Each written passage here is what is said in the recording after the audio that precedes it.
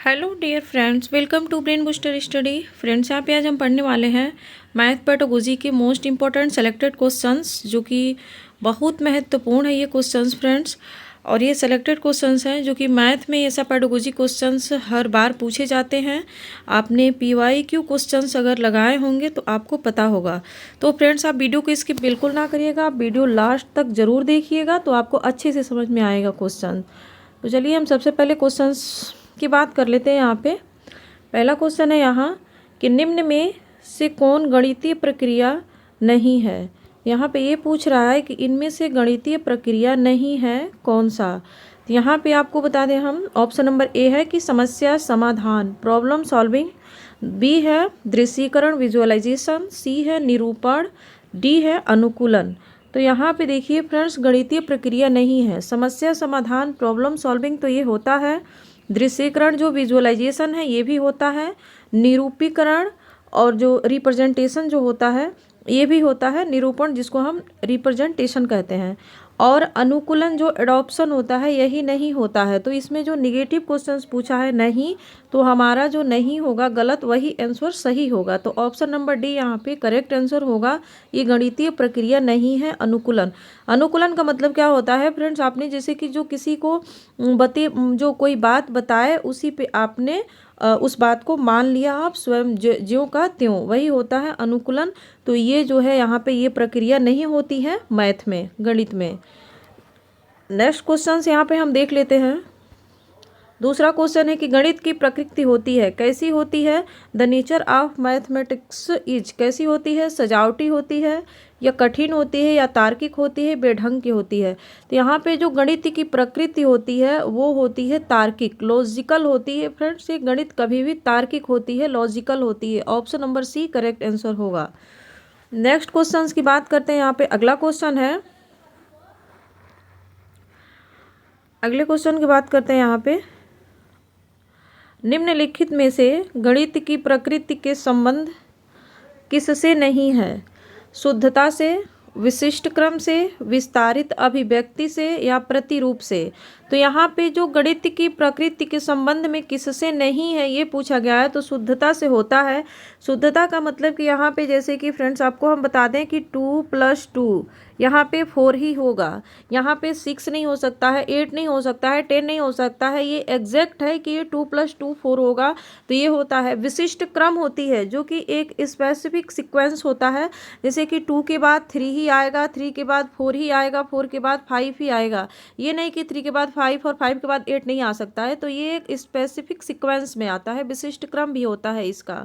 विस्तारित अभिव्यक्ति जो एक्सपेंडेड एक्सप्रेशन होता है, ये चीज़ें नहीं होती है। ऑप्शन नंबर सी यहाँ पे करेक्ट आंसर होता है। प्रतिरूप जो पैटर्न होता है ना, पैटर्न भी होता है ना। तो जैसे कि यहाँ पे हम बोर्ड मास का हम आपको रूल बता दें कि बोर्ड मास के रूल के अकॉर्डिंग, जैसे कि यहाँ पे ब्रैकेट हो गया, ऑफ यहाँ पे क्या हो गया, डिवीजन हो गया, यहाँ पे मल्टीप्लिकेशन हो गया, यहाँ पे एडिशन हो गया, यहाँ पे सब्ट्रैक्शन हो गया, तो ये पैटर्न चलती रहती है। तो फ्रेंड्स यही होता है कि निम्नलिखित में से गणित की प्रकृति का संबंध किससे नहीं है, तो विस्तारित अभिव्यक्ति से नहीं है, एक्सपेंडेड एक्सप्रेशन से नहीं है। अब यहाँ पे हम नेक्स्ट क्वेश्चन की बात करते हैं। यहाँ पे अगला क्वेश्चन है कि निम्नलिखित में से कौन सा गणित में अवधारणाओं की प्रकृति के संबंध में सत्य नहीं है। यहाँ पे भी नहीं पूछा है, तो नहीं वाले पे हम अच्छे से गोला कर लेंगे ताकि हमको क्वेश्चंस क्या हो, हाईलाइट हो। ए क्वेश्चन नंबर का देखते हैं कि अमूर्त प्रकृति है, बी है कि प्रकृति में पदानुक्रमिक है, सी है तर्क संगत प्रकृति है, डी है मूर्त प्रकृति है। यहाँ पे आपको ये बता दें कि जो गणित में अवधारणाओं की जो प्रकृति के संदर्भ में सत्य नहीं है ये पूछा है, तो अमूर्त होती है प्रकृति, ये भी है। प्रकृति में पदानुक्रमिक होता है, ये भी सही है। तर्क संगत होता है, ऊपर ही क्वेश्चन में हम बताए हैं कि क्या होता है, गणित लॉजिकल होता है, तो ये भी सही है।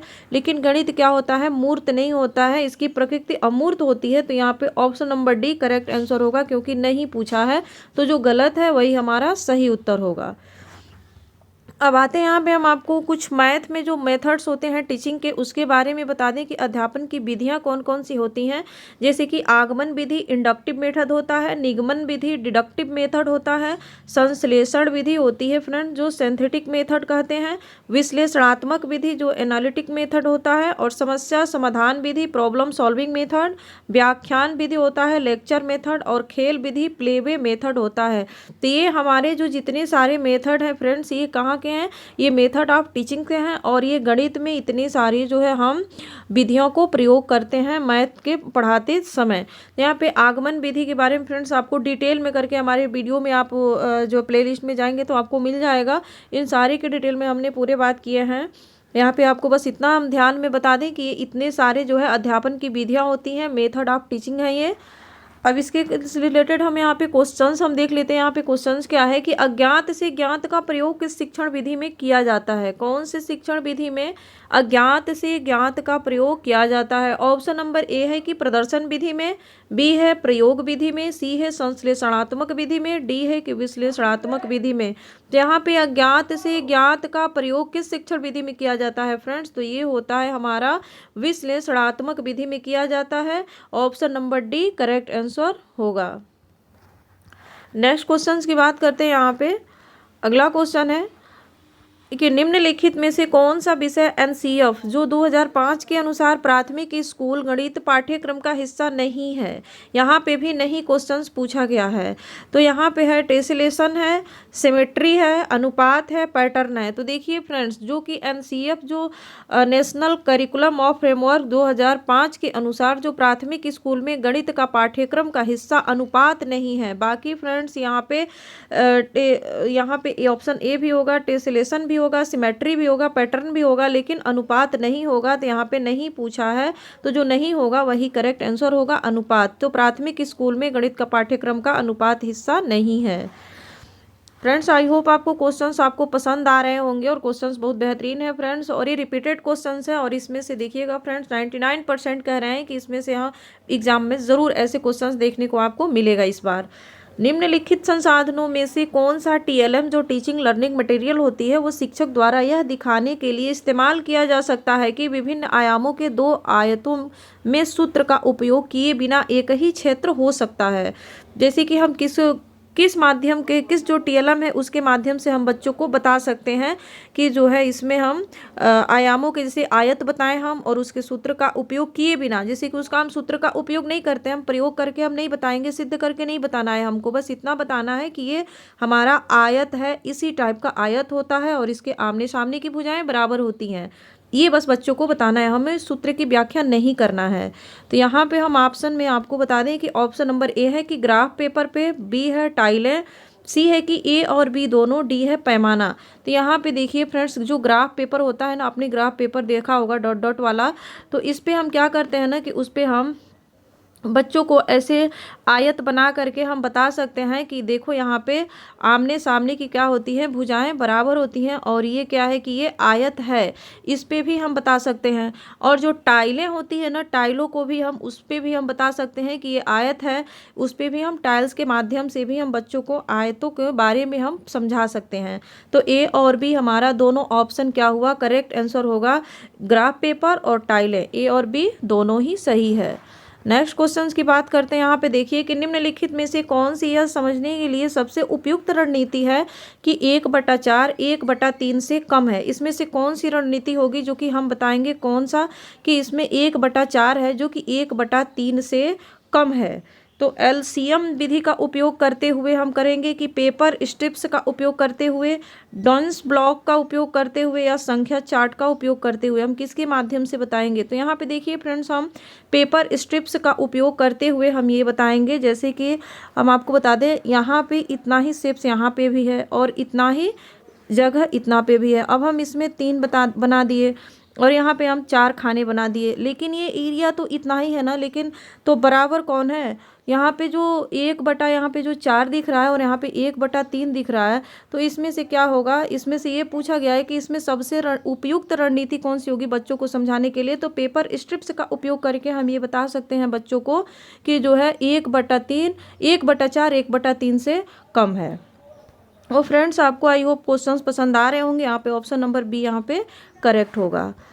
अब आते हैं फ्रेंड्स, हम अगला क्वेश्चंस की बात कर लेते हैं। यहाँ पे अगला क्वेश्चन है,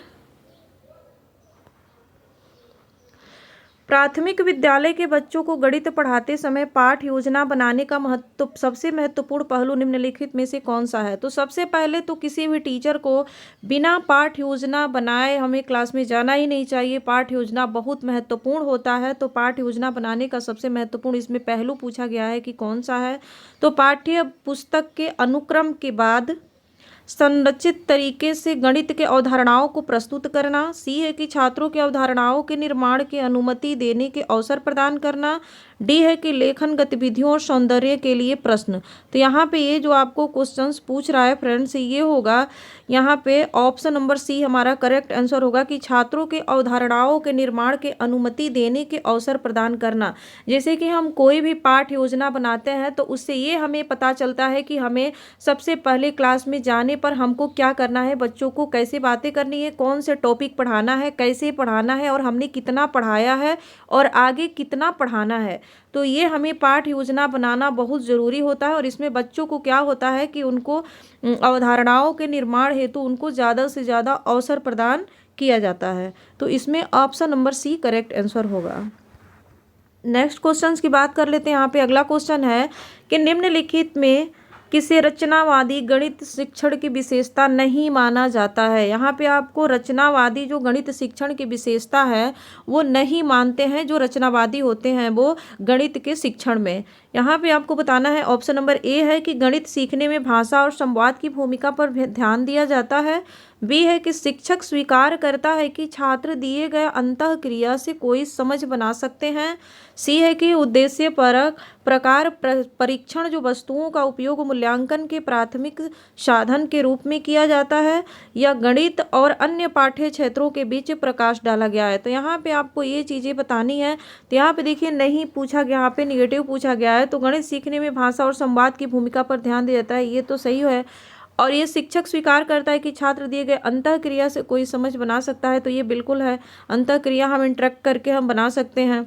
यहाँ पे है कि उद्देश्य प्रकार परीक्षण, जैसे कि ऑब्जेक्टिव टाइप का जो क्वेश्चंस होता है जिसमें ऑप्शंस होते हैं, कहने का मतलब कि ए दे दिया, बी, सी और डी, अब इनमें से कोई एक करेक्ट है। जैसे कि हम आपको यहाँ पे बता रहे हैं, तो इनमें से कोई एक ही तो करेक्ट होगा। तो इसमें क्या होगा, ये रचनावादी गणित शिक्षण की विशेषता में नहीं आता है। रचनावादी को मानना क्या है कि ना कि बच्चों को ज़्यादा से ज़्यादा जो है अवसर दे करके और उनको जो है स्वयं को करके सीखने पर ज़्यादा उन लोगों ने प्रकाश डाला है। तो इसलिए यहाँ पे ये ऑब्जेक्टिव टाइप के जो क्वेश्चंस होते हैं, जो उद्देश्य प्रकार परीक्षण होते हैं, उनके मूल्यांकन प्राथमिक साधन के रूप में किया जाता है। तो ये बिल्कुल गलत बात है, ये रचनावादी नहीं मानते हैं। तो ये रचनावादी के अकॉर्डिंग जो है गणित शिक्षण की विशेषता नहीं है। बाकी ये तीनों ए, बी और डी ये तीनों है, लेकिन ये सी वाला नहीं है। यही हमारा करेक्ट आंसर होगा। फ्रेंड्स आई होप कि आपको क्वेश्चंस पसंद आ रहे होंगे। आपने वीडियो को लाइक शेयर सब्सक्राइब करते जाइए फ्रेंड, ज़्यादा से ज़्यादा शेयर करिए क्योंकि पेपर बहुत नज़दीक है और आपको बिल्कुल भी जो है परेशान होने घबराने की बात नहीं है। आप कंटिन्यू आपने अच्छे से तैयारी किए हुए हैं। अब देखिए यहाँ पे क्वेश्चंस की बात करते हैं कि बच्चों में स्थानिक समझ के विकास के लिए निम्न में से कौन सा गतिविधि सबसे उपयुक्त है। ए है कि बोतल का शीर्ष दृश्य खींचना, मानचित्र पर शहरों का पता लगाना, चंद्रमा के उदय का समझ नहीं है। डी है कि एक संख्या रेखा पर संख्याओं का प्रतिनिधित्व करना। जैसे कि यहाँ पे हम आपको बता दें ये क्वेश्चंस बहुत इंपॉर्टेंट है, ये पूछा गया था।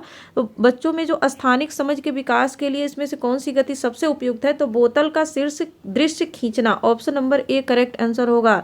जैसे कि अगर कोई फ्रेंड्स ये बोतल है ना, तो इसके जो है बोतल का जो ये शीर्ष दृश्य जो ऊपर का होता है ना, वो मान लीजिए कि अगर ये बच्चा अगर रखता है कहीं पे, अगर उसका मैपिंग करता है तो उसको ये समझ में आता है कि इसकी ये कितनी जो है, इसकी कितना एरिया ये घेर रहा है, कितना ये चौड़ाई ले रहा है, कितना लंबाई ले रहा है, या फिर जो भी कितना गोला आकार ले रहा है।